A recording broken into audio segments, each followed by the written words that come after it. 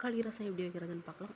ஒரு ஸ்பூன் மிளகு, ஒரு ஸ்பூன் ஜீரகம், 10 பல் பூண்டு போட்டு தக்காளி ஒரு 5 தக்காளி 2 2 கட் பண்ணி போட்டு நல்லா மிக்சியில் அரைச்சிக்கிறோம். அரைச்சிக்கிட்டதுக்கப்புறம் கொஞ்சோண்டு கருவேப்பிலை போட்டுக்கலாம், கொத்தமல்லி தழை போட்டுக்கலாம். என்கிட்ட கொத்தமல்லி தழை இல்லை. புளி கரைச்சல், நல்லா புளி கரைச்சி வடிகட்டி ஊற்றிக்கலாம். அப்புறம் ஒரு பாத்திரத்தை அடுப்பில் வச்சுட்டு கொஞ்சமாக ஆயில் ஊற்றிக்கலாம். 1/4 ஸ்பூன் கடுகு போட்டுக்கலாம். நல்லா புரிஞ்சதுக்கப்புறமா ஒரு 4 வரமிளகாய் போட்டுக்கலாம். அப்புறம் நம்ம கரைச்சி வச்சதை எடுத்து ஊற்றிக்கலாம். எவ்வளோ தண்ணி வேணுமோ ஆட் பண்ணிக்கலாம் ரசத்துக்கு.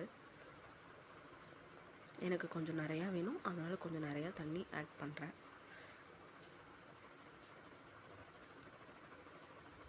அரை ஸ்பூன் மஞ்சத்தூள், உப்பு ஒரு ஸ்பூன் போட்டு நல்லா கிண்டி விட்டு ஒரு கொதி வந்ததுக்கப்புறம் நம்ம அடுப்பை ஆஃப் பண்ணிடலாம். ஒரு கொதி இப்போ தான் வரப்போகுது. ஒரு கொதி வந்துருச்சு.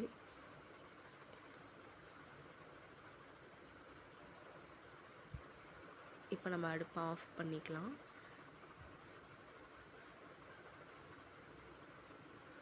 இதே மாதிரி ஒரு டைம் இந்த மாதிரி ரசம் ட்ரை பண்ணி பாருங்கள். சூப்பராக இருக்கும், சிம்பிளாக இருக்கும், டேஸ்டியாக இருக்கும்.